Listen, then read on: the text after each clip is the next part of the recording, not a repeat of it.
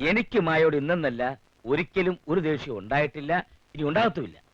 സത്യം പറയാമല്ലോ, power on guest ഹൗസിൽ വെച്ച് ഞാൻ മായ അല്പം റാഷായിട്ട് സംസാരിച്ചു. അതിന് ക്ഷമ ചോദിക്കാൻ കൂടിയാണ് ഇപ്പോൾ വന്നിരിക്കുന്നത്. പ്ലീസ് മായേ, മാപ്പ്. ഒരു DGP ഇത്രയും അധപ്പതിക്കാൻ പാടില്ല. DGPക്ക് ക്ഷമ പറയാൻ പാടില്ലെന്നോ പ്രേമിക്കാൻ പാടില്ലെന്നോ ഇന്ത്യൻ പീനൽ എഴുതി വെച്ചിട്ടുണ്ടോ? ഇല്ലല്ലോ. എത്ര കാലം കൊണ്ട് മായേ ഞാൻ നിന്റെ പുറകെ നടക്കുന്നു. നിങ്ങൾ വിവാഹം കഴിക്കാൻ താല്പര്യമില്ലെന്ന് ഒരു 100 പ്രാവശ്യം ഞാൻ പറഞ്ഞതാണ്. ഇനി ഒരു 1000 വട്ടം ആവർത്തിച്ചാലും എന്റെ ഉത്തരം നോ എന്നായിരിക്കും. അല്ല, മായയുടെ കണ്ണിൽ എനിക്ക് എന്താ ഒരു കുറവ്? വയസ്സ് 48 ആയതോ, അതോ ഒരു കുട്ടിയുടെ അച്ഛനായത്, അതോ 2ാം കെട്ടുകാരനാണെന്നോ? ഈ പറഞ്ഞതൊക്കെ നിസ്സാരമായി കളഞ്ഞാലും എന്റെ മുന്നിൽ നിങ്ങൾ ഒരു ബിഗ് സീറോ ആണ്. പല പ്രാവശ്യം മുഖത്ത് കാറി തുപ്പിയിട്ടും ഒരു പെണ്ണിന്റെ പുറകെ നടക്കുന്ന നിങ്ങൾ ഒരു പുരുഷനാണോ?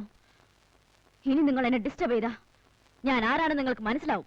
പിന്നെ നിന്നെ പോലത്തെ ഒരു നത്തോലി കമ്മീഷണർ എന്നെ എടുത്താനാടി? കാണാൻ നല്ല ഗുമ്മുള്ളൊരു ശരീരം, അതിനോട് ഭാര്യ മരിച്ച് എനിക്കൊരു ഭ്രമം തോന്നി. അതിന് നീ എന്നെ ഒരുപാട് നാള് പാട്ട കൂട്ടിച്ചു. ഇനി നിന്നെ ഇവിടുന്ന് പ്രശ്നമില്ല.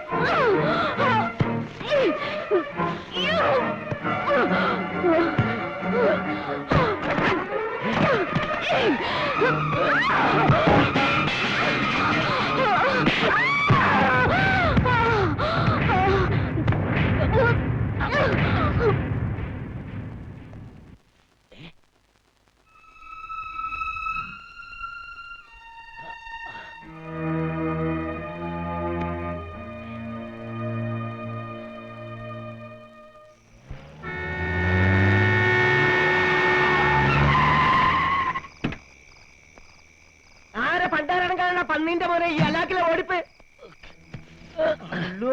നിങ്ങളായിരുന്നു? നിങ്ങളുടെ മോളെന്താണപ്പ ഒരുമാതിരി ജിന്നിനെ കണ്ട മാതിരി? കാര്യം പറയടോ. അവള് മരിച്ചു.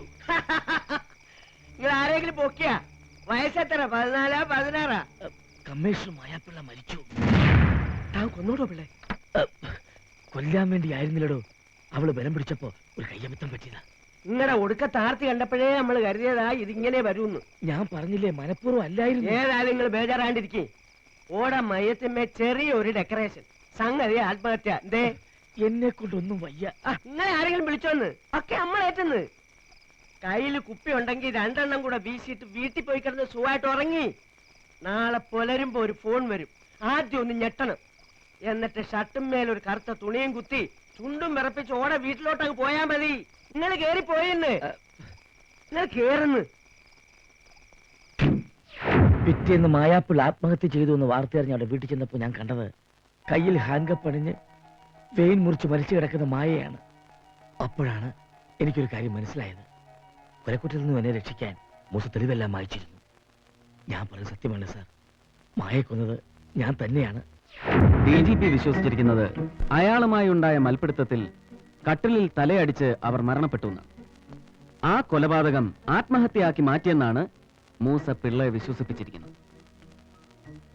DGP പിള്ള അവിടെ നിന്ന് പോന്നതിനും മൂസ മായാപിള്ളയുടെ വീട്ടിൽ ചെന്നതിനും ഇടയ്ക്കാവണം യഥാർത്ഥ കൊലയാളി അവിടെ വന്ന് പോയിട്ടുണ്ടാവുക. അപ്പോ മൂസയെ കിട്ടിയാൽ ഇതിന്റെ സത്യം അറിയാം.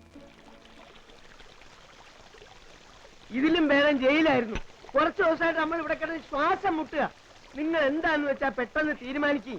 ഒന്ന് തുള്ളാന്നില്ലടോ കാക്ക, അല്ലെങ്കിൽ താൻ അവന്റെ മറ്റേടത്തേക്കല്ലേ തന്റെ ശ്വാസം മുട്ടിൽ അവൻ മാറ്റി തരും. ഒന്നും വേണ്ടായിരുന്നു ഇപ്പൊ തോന്നുക. നേരെ ചൊവ്വ ഒരു വറ്റിറങ്ങുന്നില്ല എനിക്ക്. അരി എത്തിയാൽ പിന്നെ വറ്റിറങ്ങാൻ പ്രയാസമായിരിക്കും മൂസ. പോലീസിന്റെ കയ്യിൽ നമ്മളെ കിട്ടിയ അവരിടിച്ചു പിഴിയും. എന്റെ ശരീരം വേദനിച്ച എല്ലാരെയും നമ്മൾ കരയിപ്പിക്കും. അതിനു മുമ്പ് നമ്മളെ എങ്ങോട്ടെങ്കിലും മാറ്റിക്കോളി. 14 ദിവസത്തെ റിമാൻഡ് കഴിഞ്ഞാൽ മൂസയെ കോടതിയിൽ ഹാജരാക്കേണ്ടി വരും. അവിടെ അവൻ മുട്ടുകുത്തും. അത് കഴിഞ്ഞാലോ? അത് കഴിഞ്ഞാൽ മൂസയെ പിന്നെയും ഇവിടെ ഒളിപ്പിച്ച് താമസിപ്പിക്കുന്നത് ബുദ്ധിമുട്ടല്ലേ തനിക്കും ഒപ്പം എനിക്കും? അതെ, അതാണ് നമ്മൾ പറഞ്ഞത്. ഗ്വാളിയർ പാലസിലോ മൈസൂർ പാലസിലോ എങ്ങോട്ടെങ്കിലും നമ്മളെ മാറ്റിയാ മതിയെന്ന്. പക്ഷേ തമ്പ്ര ഒന്നോർക്കണം, 1-2 കോടി രൂപയുടെ ലാഭമല്ല നമ്മൾ ഉണ്ടാക്കി തന്നിരിക്കുന്നത്. പാലസിലാണെങ്കിലും പണം വേണം ജീവിക്കാൻ. പക്ഷെ പിണത്തേൻ ജീവിക്കാൻ പണം വേണ്ട മൂസേ.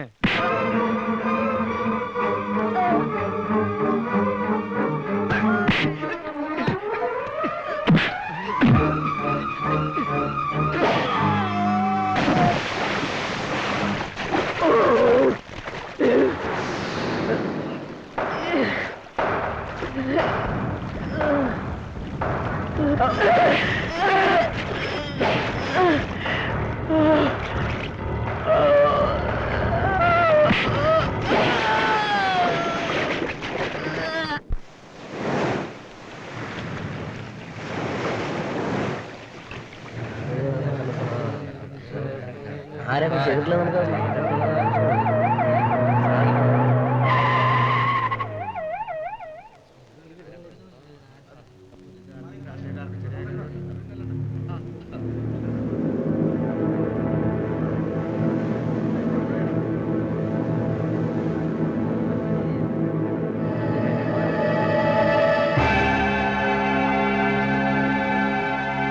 സാഹിബിന് പോലീസുകാർ തല്ലിക്കൊന്ന് കൊണ്ടിട്ടതാണ് അവിടെ. അല്ലാതെ യുവമാരുടെ കയ്യിലുണ്ടായിരുന്ന സാഹിബ് എങ്ങനെ ഇവിടെ ചത്തു കിടക്കും? പറയടാ, നിന്റെയൊക്കെ കൈ കൊണ്ടല്ലേ ഞങ്ങളുടെ സാഹിബിനെ അടിച്ചു കൊന്നത്?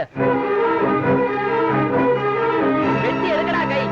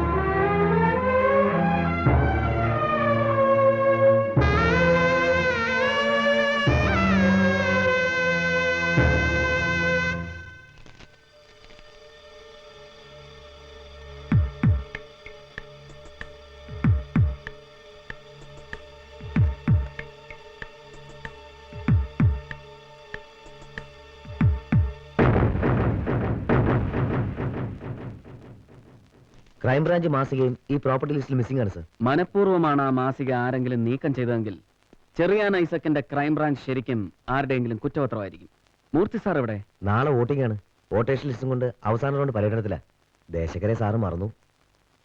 ബാലറ്റ് പെട്ടിയിൽ തോറ്റാലും ഇവിടെ നമ്മൾ ജയിക്കണം സേവ്യർ.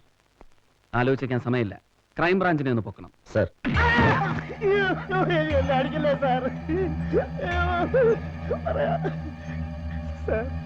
പല മാന്യന്മാരുടെയും പുറത്തു പറയാൻ കൊള്ളാത്ത പല രഹസ്യങ്ങളും എനിക്ക് പറഞ്ഞു തന്നത് കമ്മീഷണർ മായാപ്പിള്ളയായിരുന്നു സർ. മാസിക തുടങ്ങാൻ പൈസ തന്ന് സഹായിച്ചതും അവരാ. ആദ്യ ലക്കം തന്നെ ഒരു സംസാര വിഷയമാകാൻ എന്തെങ്കിലും ഒരു ഹോട്ട് ന്യൂസ് പറഞ്ഞു തരണമെന്ന് ഞാൻ അവരോട് പറഞ്ഞു. ഒരു പത്രക്കാർക്കും കിട്ടാത്ത ഒരു ഹോട്ട് ന്യൂസ് അവരെനിക്ക് പറഞ്ഞു തന്നു. ഇടയാറൻ ഡാമിലെ എഞ്ചിനീയർ തിരുമുൽപ്പാടിന്റെ കൊലയ്ക്ക് പിന്നിൽ പവർ ഓൺ കമ്പനിയും മൂസ എന്ന രാഷ്ട്രീയക്കാരനുമാണെന്ന്. ഞാനത് ക്രൈംബ്രാഞ്ച് വാരികയുടെ ഒരു കണ്ടുപിടുത്തമായിട്ട് എഴുതി സർ. ഉദ്ഘാടനത്തിന് മുമ്പ് ന്യൂസ് ലീക്ക് ആവരുതല്ലോ എന്ന് കരുതി അച്ചടിച്ച കോപ്പികളെല്ലാം എന്റെ വീട്ടിൽ തന്നെയാണ് സാർ സൂക്ഷിച്ചത്. അതിൽ നിന്ന് രണ്ടെണ്ണം മാത്രമേ പുറത്തു പോയിട്ടുള്ളൂ. ഒന്ന് എനിക്ക് ന്യൂസ് തന്ന കമ്മീഷണർ മായാപിള്ളയ്ക്കും, മറ്റൊന്ന്